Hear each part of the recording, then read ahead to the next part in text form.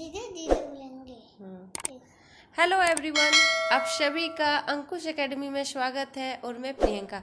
आज का जो क्लास है उसमें हम लोग जानेंगे टॉप 50 ज्योग्राफी क्वेश्चन, जो कि हर एग्ज़ाम में इससे क्वेश्चन बनते हैं। ज्योग्राफी से हर एग्ज़ाम में 5 से 6 क्वेश्चन पूछा जाता है, तो वही सारे क्वेश्चन हैं। आप इसको अच्छे से देखिएगा और अपने दोस्तों के साथ शेयर कीजिएगा।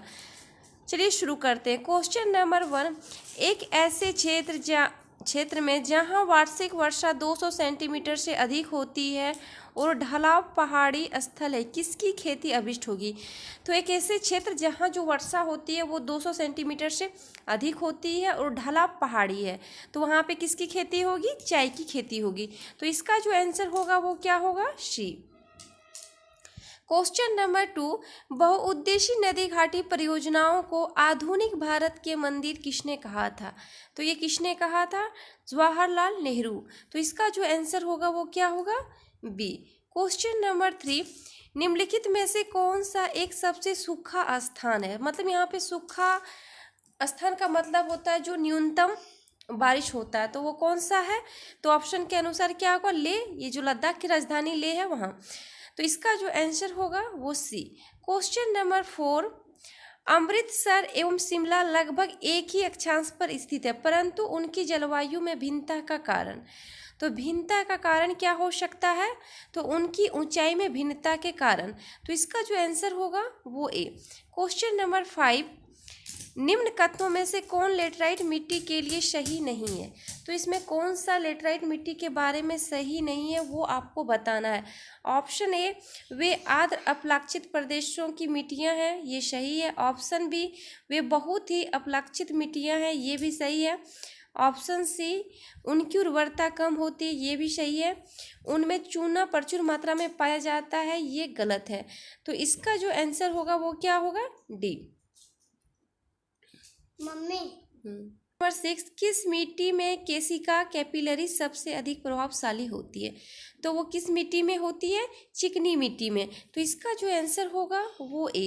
क्वेश्चन नंबर 7, निम्न में से किस तट पर भारत का औसत समुद्र तल नापा जाता है?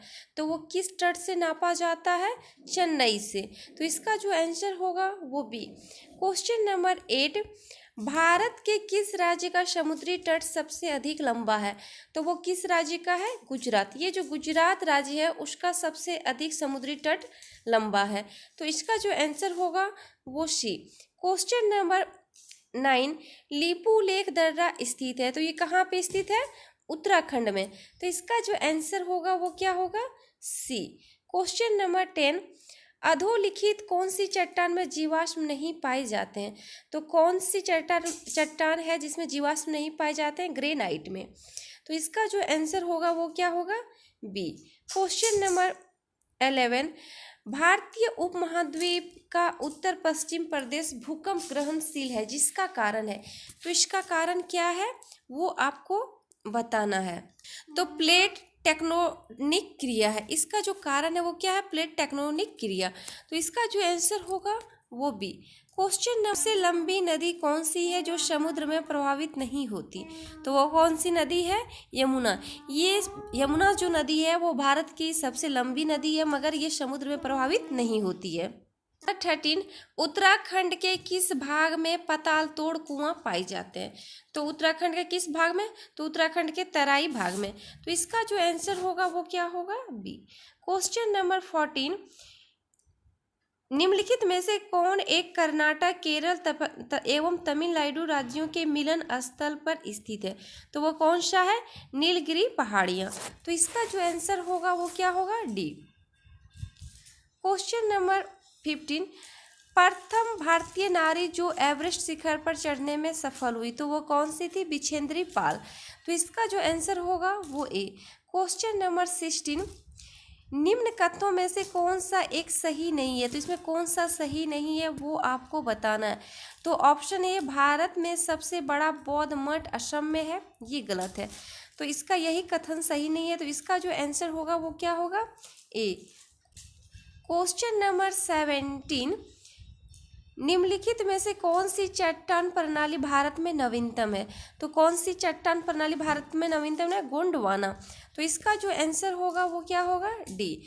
क्वेश्चन नंबर 80, वह पठार कौन सा है जिसमें पश्चिम और पूर्व दोनों की ओर बहने वाली जल निकास प्रणाली है? तो वह कौन सा पठार है? मालवा का पठार। तो इसका जो आंसर होगा वो ए। क्वेश्चन नंबर 19, उष्णकटिबंधीय सदाबहार वन कहाँ पाए जाते हैं? तो ये कहाँ पाए जाते हैं? पश्चिमी घाट में। तो इसका जो आंसर होगा वो ए। क्वेश्चन नंबर 20, अरावली पर्वत श्रृंखला किस नदी प्रणाली से द्विभाजित होती है? तो ये किस पर्वत श्रृंखला से द्विभाजित होती है? लूनी और बनास से। तो इसका जो आंसर होगा वो D. Question number 21, Jawahar Sagar, Rana Pratap Sagar तथा गांधी सागर जलाशय किस नदी पर स्थित है? तो ये किस नदी पर स्थित है? चंबल पर स्थित है। तो इसका जो आंसर होगा वो डी। क्वेश्चन नंबर 22, निम्नलिखित में भारत के चावल के कटोरों के रूप में विख्यात क्षेत्र का नाम बताइए। तो वो कौन सा क्षेत्र है वो आपको बताना है। ये क्वेश्चन एक बार बीपीएससी एग्जाम में पूछा भी गया था। तो वो कौन सा है? कृष्णा गोदावरी डेल्टा क्षेत्र। तो इसका जो आंसर होगा वो क्या होगा? डी। क्वेश्चन नंबर 23, पश्चिमी घाट में पश्चिम की ओर बहने वाली अधिकांश नदियां किस कारण डेल्टा का निर्माण नहीं करती? तो वो किस कारण डेल्टा का निर्माण नहीं कर पाती है? अधिक ढलान के कारण। तो इसका जो आंसर होगा वो क्या होगा? बी। क्वेश्चन नंबर 24, राउरकेला स्थित इस्पात संयंत्र निम्न में से किस बांध से पानी लेता है? तो ये किस बांध से पानी लेता है? हीराकुंड बांध। और ये हीराकुंड बांध कहाँ पे है? उड़ीसा में है। और किस नदी पर है? तो ये महानदी पर है। किस नदी पर? महानदी पर। तो इसका जो आंसर होगा वो ए। क्वेश्चन नंबर 25, अरावली एवं विंध्य श्रृंखलाओं के मध्य कौन सा पठार स्थित है? तो वो कौन सा पठार स्थित है? ढक्कन का पठार। तो इसका जो आंसर होगा वो क्या होगा? सी। क्वेश्चन नंबर 26, भारत में शुष्क कृषि की फसलों में से सबसे महत्वपूर्ण फसल कौन सा है? तो सबसे महत्वपूर्ण फसल कौन सा है इसमें पूछा गया शुष्क कृषि की फसलों में से, तो वो बाजरा। तो इसका जो आंसर होगा वो सी। क्वेश्चन नंबर 27, भारत में गन्ना लगभग कितने समय में पूर्ण विकसित होता है? ये जो गन्ना की खेती होता है वो लगभग एक साल में कंप्लीट होता है। तो इसका जो आंसर होगा वो क्या होगा? डी।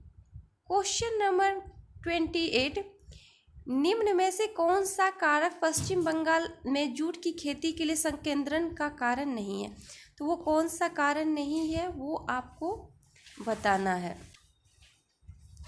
तो पूंजी की उपलब्धता जो है वो ये कारण नहीं है। तो इसका जो आंसर होगा वो डी। क्वेश्चन नंबर 29, भारत में संकारी चालू जोतों का सबसे बड़ा औसत आकार है, तो वो कौन सा है?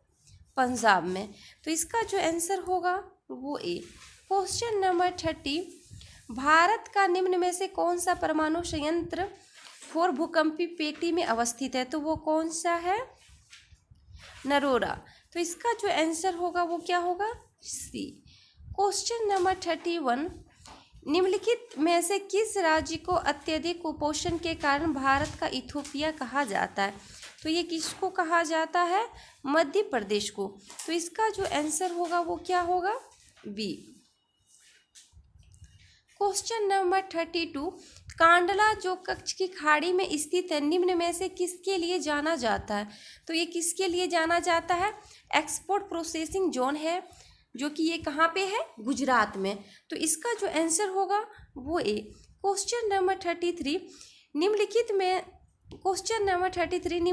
में से कौन 2 भारतीय राज्यों की साझेदारी वाली झील है? तो वो कौन सी झील है? पुलिकट झील। इसका जो आंसर होगा वो क्या होगा? डी। क्वेश्चन नंबर 34, भारत की निम्न झीलों में से कौन असम में अवस्थित है?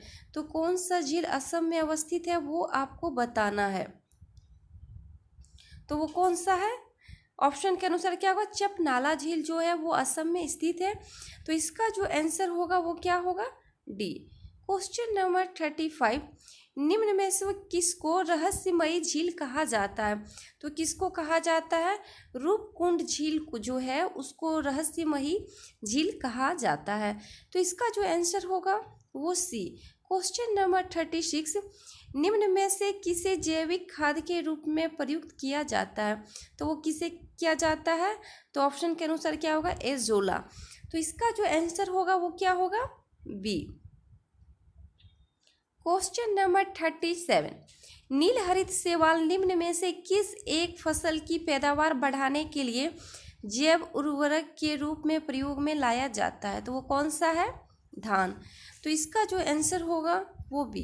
क्वेश्चन नंबर 38, निम्न में से कौन सा पृथ्वी के अधिकतम प्रतिशत क्षेत्र पर फैला हुआ है? तो वो कौन सा फैला हुआ है? शुष्क प्रदेश सबसे ज़्यादा अधिकतम क्षेत्र पर फैला हुआ है। तो इसका जो आंसर होगा वो ए। क्वेश्चन नंबर 39, भूमध्य सागरीय क्षेत्रों में भारी वर्षा कब होती है? तो भूमध्य सागरीय क्षेत्रों में जो भारी वर्षा होती है वो शीत ऋतु में होती है। कब होती है? शीत ऋतु में। तो इसका जो आंसर होगा वो सी। क्वेश्चन नंबर 40, बेतार संचार पृथ्वी की सतह को निम्नांकित द्वारा परिवर्तित किया जाता है। तो वो किसके द्वारा किया जाता है? आयन मंडल के द्वारा। तो इसका जो आंसर होगा वो क्या होगा? सी। क्वेश्चन नंबर 41, वायुमंडल की कौन सी परत दूर संचार प्रणाली के लिए प्रयोग होती है? तो वो कौन सी परत है जो दूर संचार के लिए प्रणाली के लिए प्रयोग होती है? तो वो आयन मंडल। तो इसका जो आंसर होगा वो क्या होगा? डी। क्वेश्चन नंबर 42, संचार उपग्रह वायुमंडल के किस स्तर में अवस्थित किए जाते हैं? तो ये किस स्तर में अवस्थित किए जाते हैं? बहिर्मंडल में। तो इसका जो आंसर होगा वो क्या होगा? ए। क्वेश्चन नंबर 43, निम्नलिखित में से कौन सी एक अन्य तीनों की तुलना में अधिक सूर्य ताप को परावर्तित करता या करती है? तो वो कौन सी करती है? नवपात हिम से आच्छादित भूमि। तो इसका जो आंसर होगा वो क्या होगा? सी। क्वेश्चन नंबर 44, साफ रात में मेघी रातों की अपेक्षा अधिक ठंडी होती है। तो अधिक ठंडी होती है वो किस कारण से होती है? विकिरण के कारण। तो इसका जो आंसर होगा वो क्या होगा? बी। क्वेश्चन नंबर 45, निम्न में से कौन सा मापक टोर्नेडो तीव्रता के मापन हेतु प्रयोग में लाया जाता है? तो वो कौन सा लाया जाता है? फुजीटा स्केल। तो इसका जो आंसर होगा वो क्या होगा? बी।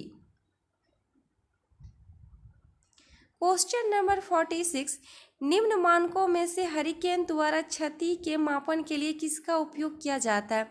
तो किसका उपयोग किया जाता है? साफिर सिम्पसन मापक का उपयोग किया जाता है।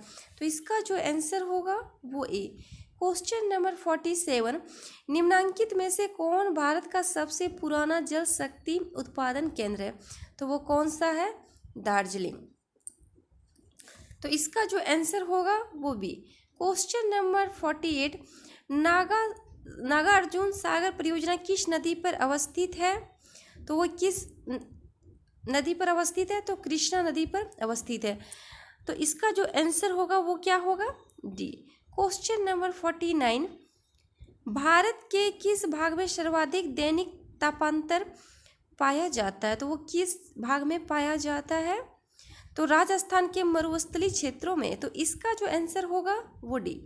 क्वेश्चन नंबर 50, भारतीय मॉनसून मौसमी विस्थापन से इंगित है जिसका कारण है। तो इसका कारण क्या हो सकता है? स्थल तथा समुद्र का विभेदित तापन। तो इसका जो आंसर होगा वो क्या होगा? ए।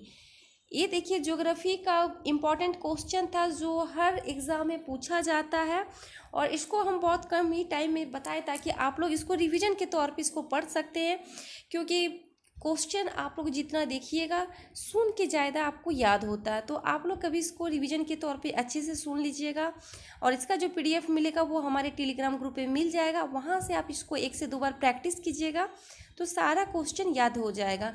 और इस चैनल में जो नए हैं वो चैनल को सब्सक्राइब कीजिएगा, लाइक कीजिएगा और शेयर कीजिएगा। Thank you.